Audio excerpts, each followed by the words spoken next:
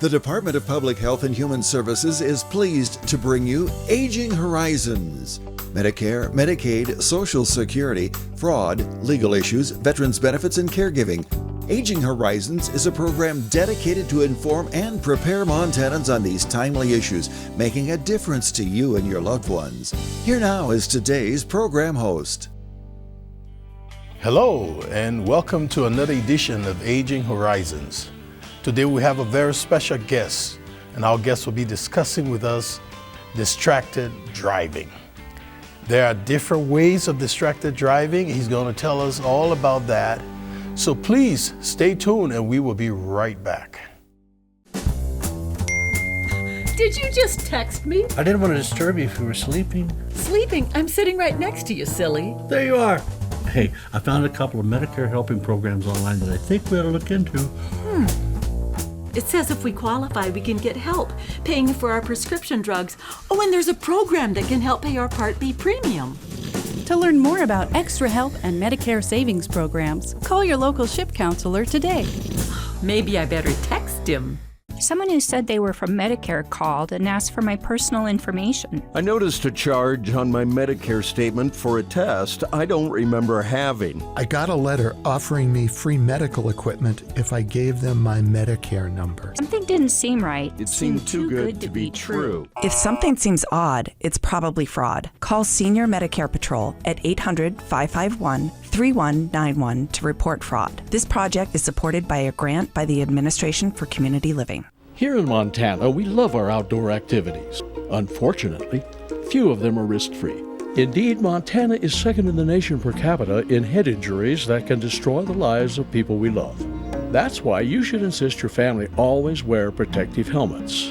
But you can do even more.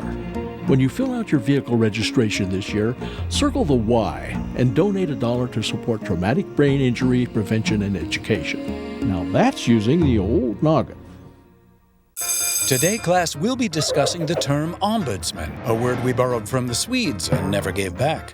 Say you're a resident or you have a loved one in long-term care. Now, what do you do if you're not happy with the care and services you receive? You call your long-term care ombudsman, of course. Your ombudsman is available to support you and your rights. An advocate on your behalf could be the ticket. This is your home. If you have questions, the numbers right there below me have all the answers. Class dismissed. We're back and welcome to Aging Horizons. This is a program brought to you by the Montana Department of Public Health and Human Services. We have as our guest today Mike Anderson. He's the loss prevention specialist at the Department of Administration. Welcome to the show, Mike. Thank you for having me. So let's get into this distracted driving, and we are all always distracted. There are just so many things we do that we're not aware that we're going to be causing harm to ourselves or others. So tell us, what is distracted driving? Well, distracted driving is basically anything that you do while driving that takes your mind away from the act of driving. And there are 3 different types of distractions. Okay. There are manual distractions, anything that takes your hands away from the wheel. There are visual distractions, which we really have a problem with here in Montana, because we live in the most beautiful state in the union, in my opinion. Yes. And the third distraction is cognitive. A good example of that is like having a conversation with a person in the vehicle with you. Our minds aren't built like computers. We can't parallel process. And so when you put attention in one place, you remove it from another. Okay. And so when you talk about distracted driving, even a conversation with somebody else in the car, your mind is actually going back and forth between that conversation and the art of driving, and then back to that conversation. You can't do both perfectly. And one thing I'd like to tell everybody, distracted driving is a choice. You don't have to drive distracted. Right? You can choose not to Let me give you an example. Now, when you have those kids in the back seat of the car, Mike, those kids in the back seat of the car disturbing, Mom, I want to go to McDonald's. That is true. That is true. And you have to concentrate on driving. And there are things like that that you really have no control over. but you can concentrate on driving. So the example I just gave would be considered cognitive. It would be a cognitive distraction. Okay. Yeah. So now let's talk a little bit about manual. Well, if we're turning the radio on, would you consider that? Yes. Anything that takes your hand away from the wheel. And so adjusting your mirror, changing the radio station. So you have to do all of that before you leave? Yes. Eating is a good example. Is a great example of a distraction. Yes. And so what I recommend to people, I understand. Montana's a big state. Yes, it really indeed. is. And I understand that. I never tell people to have a meal in their vehicle. I mean, literally, you can stop and go through a drive-through and eat a full meal in 15 minutes in a parking lot. Right. Safely. Right. Yes. And then get back on the highway. Sometimes people will stop and get a soda or a water or a snack or a coffee. Open those things up before you get back on the highway. Because, you know, like a sports drink, it takes two hands to open it. Yeah, so how do you do that going down the highway? You drive with your knee, right? You know, or a bag of chips. Yes. Open that up and put it next to you so you know where it is. Now, is that still a distraction? Yes. Absolutely. But you've lessened the distraction best you can. Let's touch a little bit on visual distraction. Visual distractions are anything that take your eyes off the road. Great examples are scenery, animals. Yes. Big in Montana. Auto accidents. I was a firefighter paramedic for 24 years here in the state of Montana.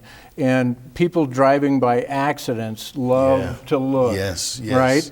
That is accurate. And it can be very distracting. Yes, and sometimes people actually run into the car in front of them because they're looking over here. Sometimes they even run into the emergency first responders, and it can be very dangerous. And so we've had a couple of examples of that just recently, past couple of years, I guess, down by Billings. There are a couple of tow truck drivers got ran over. Whoa. So, because people are just distracted. Not paying attention. Yeah. So, you know, most times when we're driving these, you know, Montana is so huge. Mm-hmm. And when we're driving these long distances to Billings, we tend to want to have someone with us, say, to keep us awake, to keep us alert, to keep our company. Right. That's not a good idea, you're saying. Well, if you're driving and you're fatigued, best thing to do, pull over and stop. Is that what people always do? Not necessarily. Some people roll down the window. Some people turn the music up.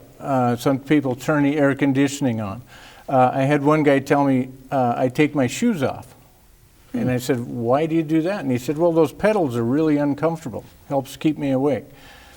Honestly, the best thing is pull over, get out of the vehicle, walk around a little bit, you know, and drink water. Drink water instead of coffee or Rockstar, whatever, you know, the caffeine drinks are. It's just much better for you. And if you are really fatigued, stop several times on your route. Instead of, normally you might stop once, for like from Helena to Billings, stop 4 times. And get out and walk around, you know. Well, that sounds reasonable, but you know, it would take willpower to be able to do some of those things you're saying, like having a guest in the car and trying to stay awake by talking to each other. You know, that's considered cognitive distraction. Turning the radio on, manual distraction. Turn to look at that beautiful deer on the side of the road. That's visual distraction. So basically, we have to really pay attention to whatever we're doing when we get in our car. Ladies and gentlemen, stay tuned and we will be right back. We still have more from Mike Anderson. Stay tuned.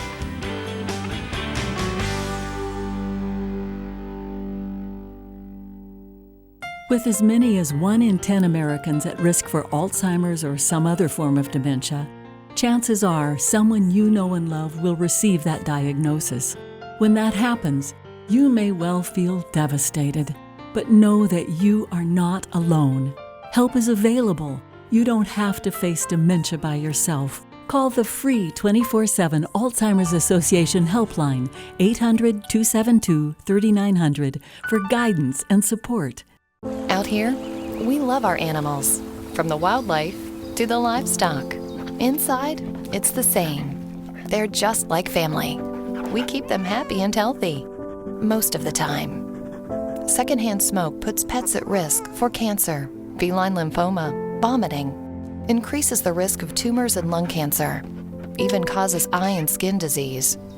Secondhand smoke puts your pet's life at risk. Hey caregivers, did you know that respite time is your time? How will you spend it? Respite is really perfect for things I like to do, but my son isn't interested in. Vicki Henry, Manhattan. Gardening isn't one of his favorite things, and he knows and likes his caregivers a lot, so it's a win-win. Or even something as simple as a bike ride becomes possible when I know that someone I trust is with him. Montana Lifespan Respite. Respite for caregivers. It's okay to need it. It's okay to want it. It's okay to get it. It's good for both of us. I was diagnosed with diabetes in 1992 and I went into denial. It made me angry. I was a professional chef and I didn't want to change my eating style. It took me a long time to get serious about managing my health. My perspective changed from resentment to one of loving my body, the container for my spirit. Getting help from my diabetes educator supported my goals of improved self-care. I want to feel good and have a great life. My diabetes educator helps me do this. We're back, and we have been talking to Mike Anderson, loss prevention specialist at the Montana Department of Administration, and we are on a very important topic, distracted driving. Mike, thank you so much for the information in the first segment. That's good information, and we all need to hear that over and over again, because we get very complacent when we get into the car. We're doing all kinds of things, especially with some of us who have kids sitting in the back seat in the car and they're scrambling and we're looking through the little rear view mirror and telling them, be quiet. All of that is distracted driving. So there are multiple distractions. What are some of those other distracted driving? Well, I will tell you, one of the biggest distractions. Oh, I forgot about that.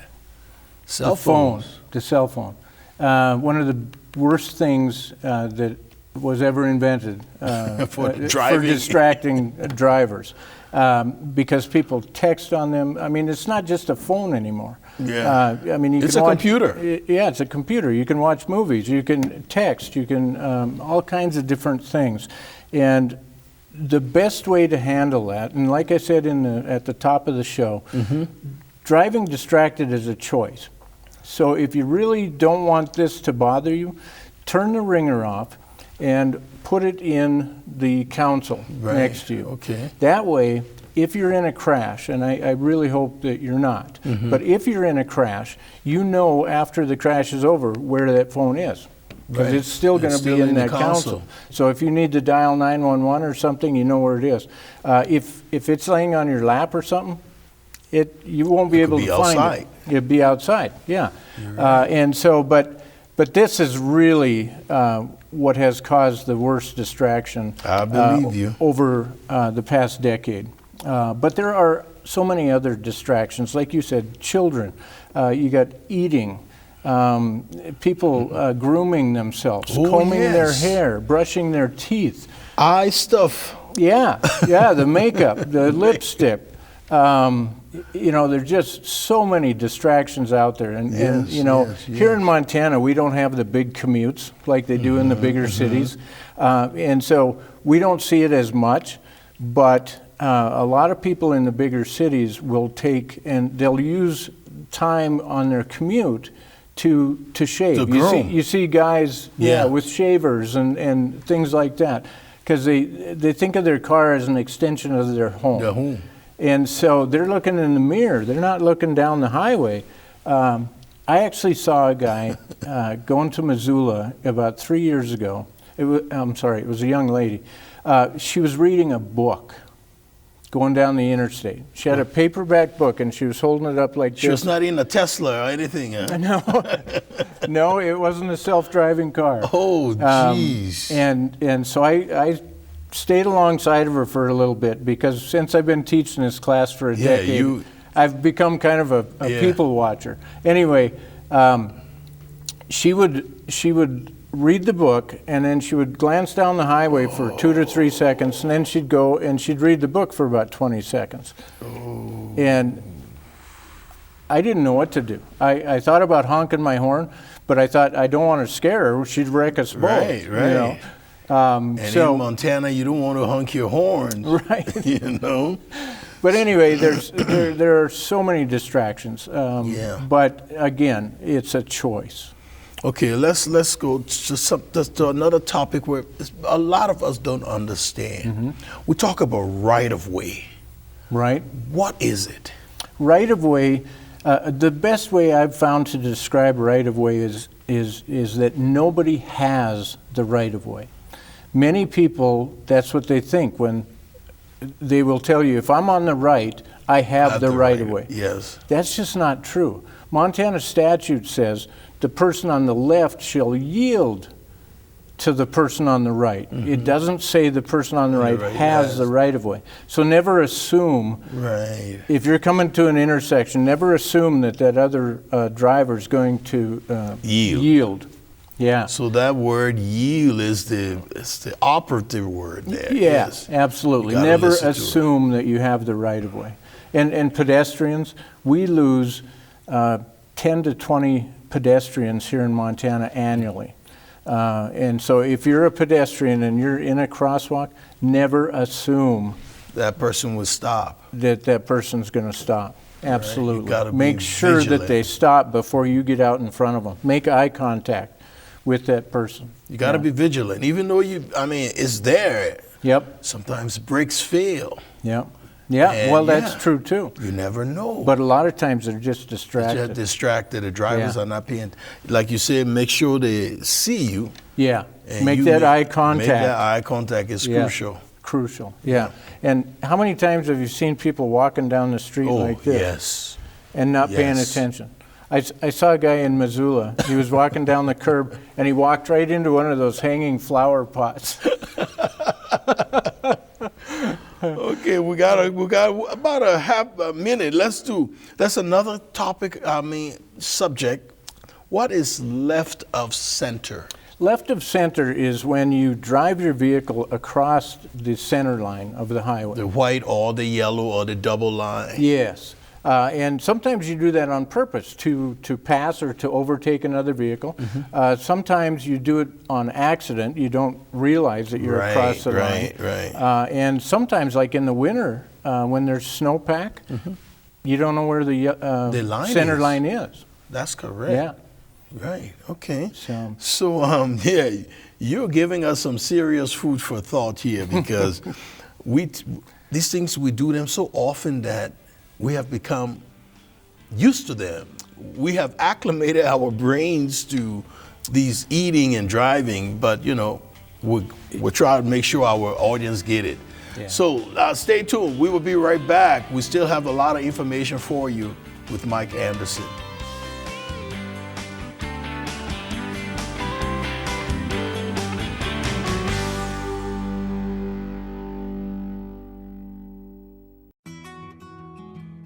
I was outside working on some equipment, nothing too strenuous. I started sweating and feeling out of breath. When he felt pressure in his chest and aching in his arms, I knew we had to call 911. First responders were there before we knew it. 38 minutes later, the doctors had restored the blood flow to my heart. Now we know dialing 911 saved his life. Your life is on the line. This message sponsored by Mission Lifeline Montana. You've probably seen some big-name celebrities on your TV lately talking about all the Medicare benefits you're missing out on. But the insurance companies who are paying for these ads may be pushing benefits not available in Montana.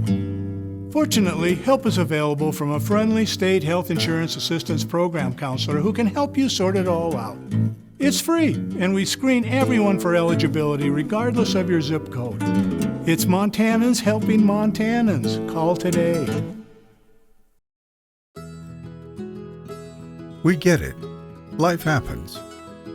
We're Energy Share, a nonprofit that helps Montanans overcome energy emergencies. With statewide support from energy companies and individuals, we've helped over 70,000 families across Montana. No matter your situation, we'll help you keep your heat on. Learn more at EnergyShareMT.com. Hey caregivers, did you know that respite time is your time? How will you spend it? When the weather's good, I got to get away for some fishing, and that's a must. Fred Dahlbeck.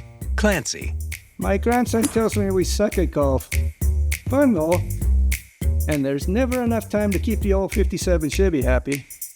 Montana Lifespan Respite. Respite for caregivers. It's okay to need it. It's okay to want it. It's okay to get it. Come on, girl. We're back, and we have been talking to Mike Anderson of the Department of Administration. Mike, what else can you tell us about this distracted driving before we move on?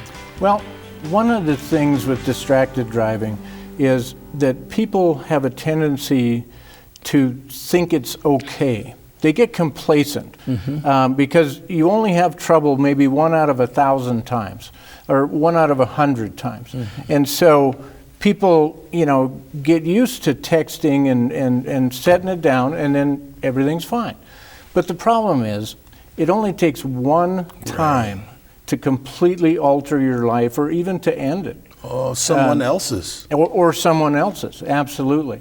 And so you have to combat that in your own mind, that even though I've done this for years, it's still not safe, and I need to stop doing it. Right. Okay, thank you. Now, let's talk.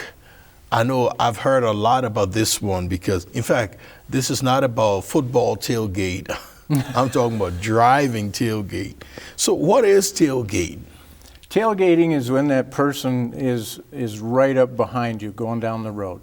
And I've talked to a lot of people, and there's a lot of different emotions that go through people's mind. They get mad, they get angry, they get scared. Yeah. A lot of different things when you're looking in the mirror and somebody's right up on you. What I recommend is, first of all, stay calm. Second, do not hit your brakes. If they're truly that close to you and you hit your brakes, they will run into you. And that's what a lot of people don't understand with tailgating is you need to have 3 seconds between you and the vehicle in front of you. And if you don't, if they're closer than that and you do a controlled stop, they will hit you. You don't want that. Yeah, you don't want that, no. So let's talk about stopping distance, because you, like you said, 3 seconds, but your car can only stop so fast. Absolutely. Tailgaters, there's 2 different kinds of tailgaters. One is an aggressive driver. The angry ones. The angry driver, road rage, things like that. And the other one is just, some people tailgate, they don't understand how dangerous it is. And so, you talk about stopping distance. You have perception time, you have reaction time, and then braking distance. Right. And so perception time is, let's say you're driving down the street and the person in front of you steps on the brake and the light comes on in the window. Right. It takes your brain about 1 3/4 seconds to figure out what that light means, to process that information. Right. Once you figure that out, then it takes you about 3/4 second to move your foot from the gas to the brake. So that's a total of 2.5 seconds before you even apply the brake. So if you're traveling at 70 miles an hour, you're going to travel 474 feet before you even touch your brake. Which is about a football field in 3/4. And just to put it into perspective, distance. So what you're saying is, if you're not paying attention, you will hit that person. Yes, definitely. Even if you are paying attention, if you're within that 3 seconds, that 3 second distance, and they do an emergency stop, you'll hit them. It's not that you're a bad driver. It's not that you're not paying attention. It's physics, and that's what a lot of people don't understand. Wow. Tailgaters assume 2 things. They assume the car in front of them will never stop, and they also assume that if they do stop, I can stop just as quickly. But the thing about it, they can't see in front of the car. Right. So that car may stop because there's a smaller car, there's a motorbike in front of it. Or a deer. You can't see it. Right. And so when they're stopped quickly like that, you're in trouble. Yeah, you are. And we also recommend a 3-second plus rule, Right. which is any hazard that you identify, if it's dark out, add a second. If the roads are wet, add a second, right? If the kids are in the back seat yelling add and 10 screaming, seconds. add 2 or 3 seconds. It's all about the safety of your family. Yeah. And so, and yourself and the others. you yeah, know, and yeah. so put some more space between you and that other car. You know, this one is blind spot. You know what? I think one of the greatest invention is those little lights that come on when someone's in your blind spot. Absolutely. I think that is just awesome. What can you tell us about that? Well, there is a way that you can make it better. Okay. And that is on how you adjust your mirrors, your outside rear view mirrors. Right. If you lean over like this to where your head's almost touching the window, and then move that mirror out until you lose sight of your own vehicle. Okay. Okay. That's the That's a good left-hand thing. mirror. The right-hand mirror, you lean over as far as you can and still get to the control, and move it out as far until you lose sight of your own vehicle. Right.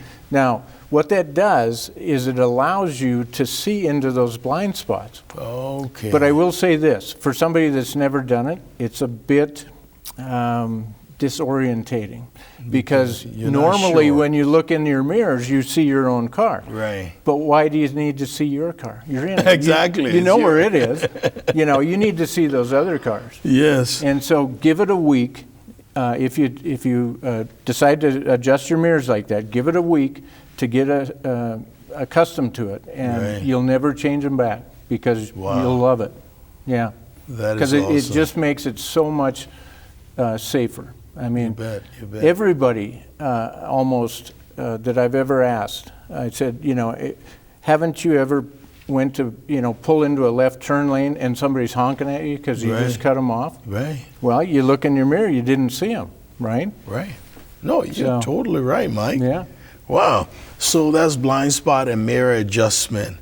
Man, you have given us a lot of information here, and I hope the audience at home have been listening to you and taking that advice seriously, because Taking notes. yeah, I hope you have been writing and taking notes back home there, because I know I've learned a lot since we've been discussing all the distracted driving, right away, multiple distraction, tailgating, stop this. Mike, I just want to thank you for all you have done today, and thanks for being with us today on Aging Horizon.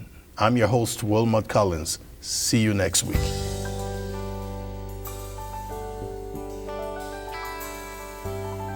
Special thanks to the Department of Public Health and Human Services for their continued support. Hosts on Aging Horizons are program specialists at the Montana Office on Aging. Production facilities provided by Video Express Productions. For more information about Aging Horizons, call the Department of Public Health and Human Services toll-free at 800-332-2272.